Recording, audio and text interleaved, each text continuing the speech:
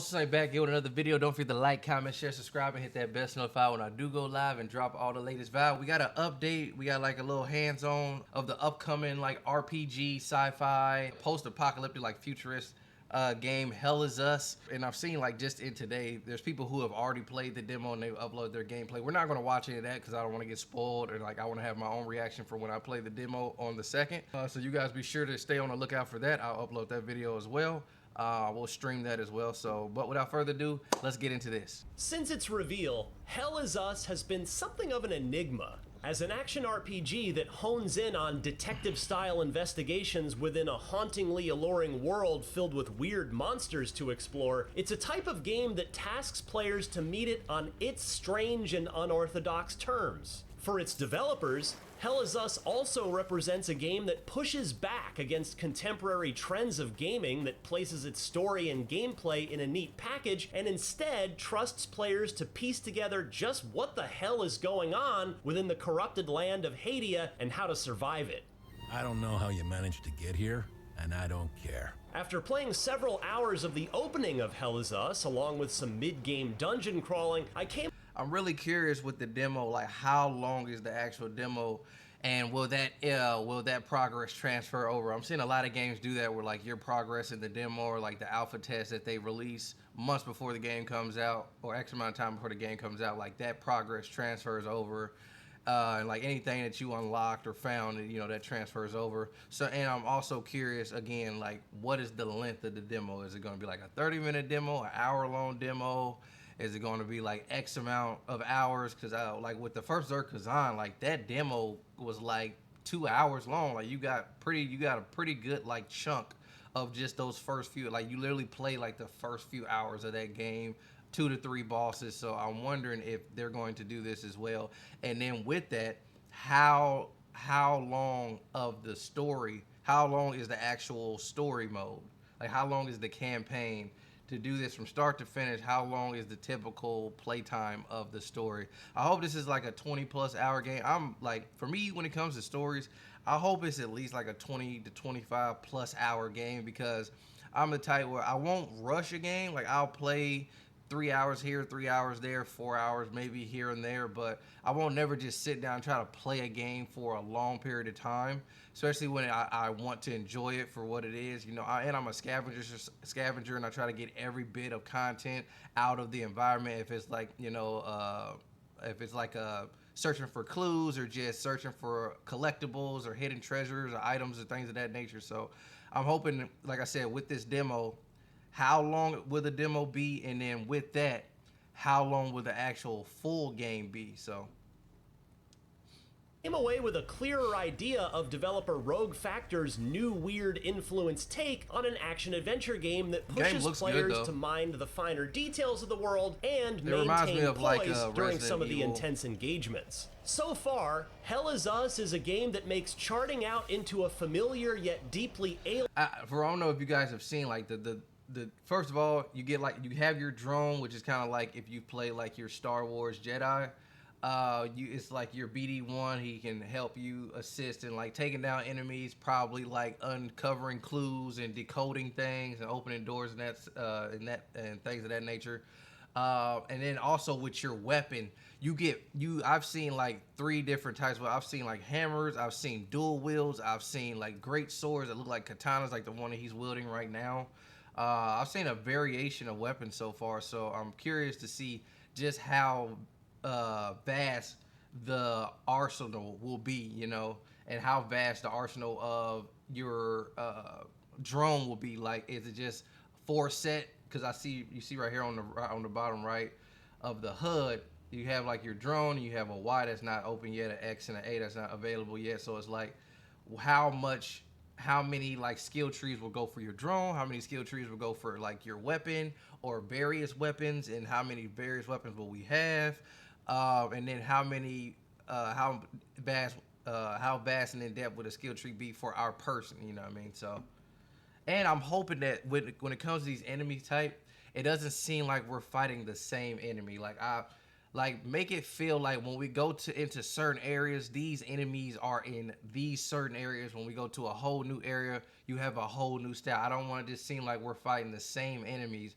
across the whole map, where it just seems like you just copied and pasted. Because then that'll make the game seem like it's not a AAA game. It's very lackluster. There wasn't really any love and attention put into it. You know what I mean? Like, if I go into the city, I'm not going to experience the same. I'm not going to have the same experience as if I walk into the woods. You know what I mean? So, alien world feel captivating. especially like in a post-apocalyptic sense. So, all right, let's check it out. Hell Is Us takes place in an alternate 1990s, where the fictional European country Hadia is in the midst of a civil war What's that following the floating right events there? of a mysterious supernatural incursion known as the Calamity. Playing as Remy, a United Nations peacekeeper and former resident of Hadia, he's detained by a mysterious organization following his mission into Hadia to find his parents. With the organization and its leader pressing down on Remy, he has to recall the fateful decisions he made with the surviving factions and how he fought off the seemingly otherworldly creatures known as Hollow Walkers. The main I like the plot audio of Hell Is design for Us that weapon. reminded me of a mix between Death Stranding and Prince of Persia: The Sands of Time, which focuses on immersing players Yeah, I can into see a how it could world look that like takes a Death Stranding, sudden too. and violent turn to the weird, and with a seemingly unreliable protagonist recounting his interpretation of it. I think the biggest like draw for me with this game is, like I said at the beginning of this video, there is no map. Everything is based off of your memory, the clues and information that you gather from the people that you interact with on where to go. Hey, look out for this tree, this car, this sign, this town, to look out for somebody wearing this, to get this information, to get this item that can open up this area and a whole nother area. So this is literally going to help with that. This is greatly going to increase your immersion and you just getting lost in this game, in this world with that. Like, not having a map and really like having to pay attention to every surrounding. So that's a big plus, man. I feel like a lot of games should go back to that classic of like, there is no map. The way you progress through this game is by literally you play the game, you get the information, you remember the information. Obviously, we'll have like a chart, a menu in this game of like all the information that we've collected of like they told us to look out for this and things of that nature. So, but I think a lot of games should get back to that. There is no map. That would just help a lot of like RPG games, open world games. Like, imagine Elden Ring without a map. Now it would be hard as hell because a lot of things in Elden Ring you need a map. But like, imagine how even deeper you would get immersed into the world of Elden Ring if there was no map. And it was all based off of you collecting information and clues on places to go, people to meet, and items to find, you know what I mean?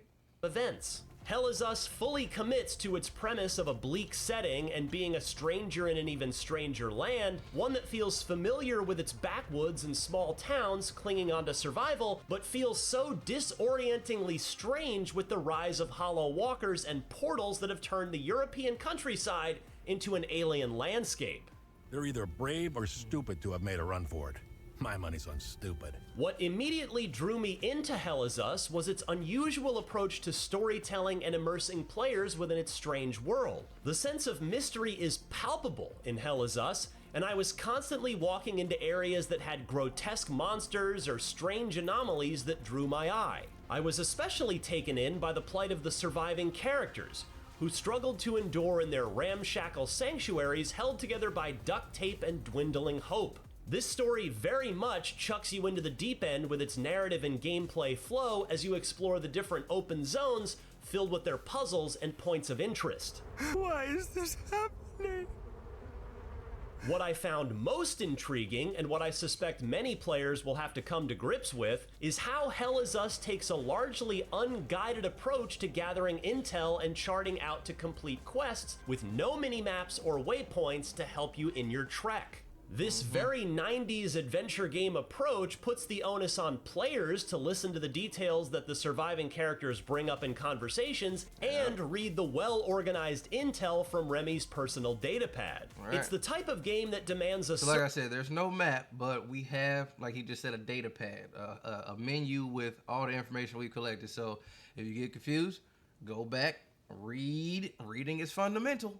whenever people play this, we gonna see the intelligence, the comprehension skills are going to be needed here. They're gonna have to be peak right now when you play this game. You gotta listen, understand, comprehend, and retain information so you can get through this game. Certain level of attention, or else you can find yourself wandering at length to figure out where to go next.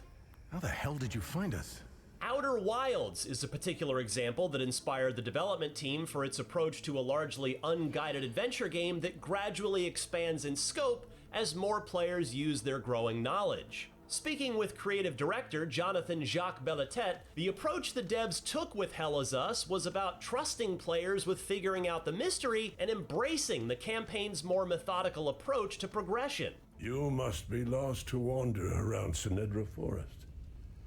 I'm afraid I have very little to offer. Hell Is Us is equal parts an investigation game and an action RPG, and there's a surprising amount of combat to engage with while you're on the desolate road. On the surface, Hell Is Us has the makings of a Souls-like, and it certainly has some of those elements under the hood, but it goes in a direction with combat and power progression that's more about managing your poise and picking out the best moments to strike against enemies that can easily take you out. Some of my favorite moments came using my powered-up weapons to dish out some chunky damage while sending in my drone to stun other enemies off in the wings. You missed that. The Hollow Walkers in Hell Is Us are some of the most visually distinct and unnerving video game enemies I've seen in a long time. They're highly aggressive and can come in large numbers. Still, things get more unnerving once you face off against the powered-up walkers that can summon support enemies that were very much giving the angels from Neon Genesis Evangelion vibes. Looked like a crazy Once those enemies appear, you'll have to switch up to take them down fast before you can finish off the main walker. Beware.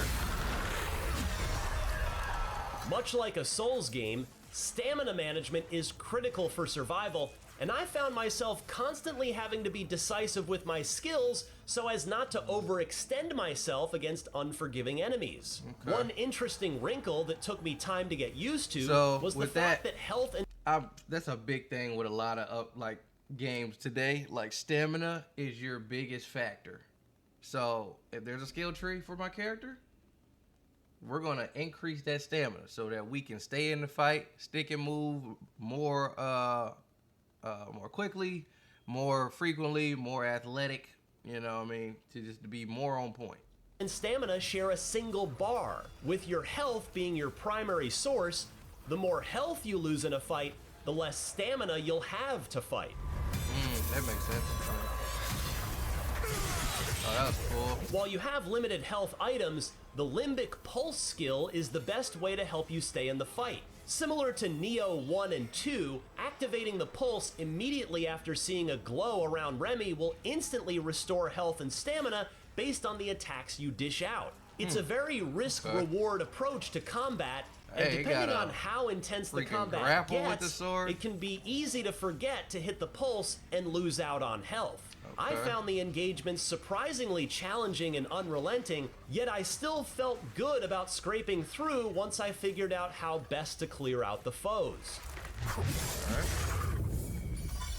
Combat took the most time for me to get used to, as it's far more survival and resource driven than Dark Souls or Elden Ring. Some battles were so unforgiving that I felt unfairly outmatched by the numbers and aggression of the walkers. Still, I managed to rally and rethink my approach by going for it. According to the creative director, he likened their approach to combat with the act of boxing, which is also about managing stamina and dealing with decisive blows when you can. He got pretty far in the game. I was thoroughly impressed with the visuals and atmosphere. So like I said, this is somebody who played the demo, right? So I'm curious. His health bar was pretty far along. So again, I'm curious, like how big is this demo? Is it a X amount? Is it like 1 or 2 missions, or is it like, you know, a couple hours into the game? Is Us, and it presents such a compelling yet still bizarre mix of fantasy and science fiction. Along with the other games mentioned, another piece of media that served as a key influence was Alex Garland's 2018 film Annihilation, which dealt with exploring an environment that underwent radical and violent change. It presents such an intriguing setting, but at times, the hardened and traditional adventure game approach Hell Is Us takes to taking in the details and surviving this world felt a bit too stoic for its own good. Still, I was very invested in the bizarre, new, weird setting that Rogue Factor has crafted, and it so far has the makings of being one of 2025's more original and creative takes on the action RPG experience. Given that this year saw the rise of Blue Prince's reinvention of a roguelite puzzle adventure, it'd be fitting for Hell Is Us to succeed with its... Yeah, see, at this point, he got all the, like, RT, he has almost all the LT, he's damn near got like a full arsenal at this one, so I wonder if this during the demo or if this like somebody who has the full game. Own reinvention with its new type of role-playing experience. God damn. For more on the latest upcoming games, check out our recent previews of Lies of P Overture and Shadow Labyrinth. And for more of what's in store ahead of Summer Game Fest 2025, IGN Live, and of course for everything else in the world of video games, stick with IGN. Okay. All right, what you guys think of that Hell Is Us? Is that a wait and see for you? Is that a first day cop? Is that a let it sit on the shelf? I'm excited for this game. Like I said, I love the classic style. There's no map. Everything is just about you returning the information and, you know, creating that pure immersion into the game with that lack of pretty much like help, if you want to consider it that. But yeah, like they said, Summer Games Fest. I'm looking forward to Summer Games Fest. We may see some more upcoming games, some new IPs that we haven't even heard from, some more informational games we have, some gameplay, some demo announcements, alpha tests, some release date announcements, things of that nature.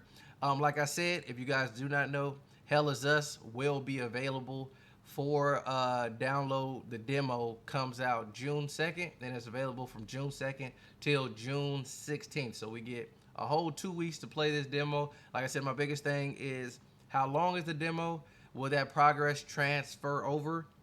And with that, if it does transfer over, how big is the actual game? And as far as like the campaign, like the story mode, like is it a good time, like 20 plus hours? And FYI, with the demo that's coming out June 2nd, unfortunately they announced that yes, it's a demo coming out, but it's only for PC. They said for console, it's just it's kind of tricky doing it for a console. But if you have a PC, the demo will be out June 2nd till June 16th for Hell Is Us. So we'll be playing that. I'm excited about this.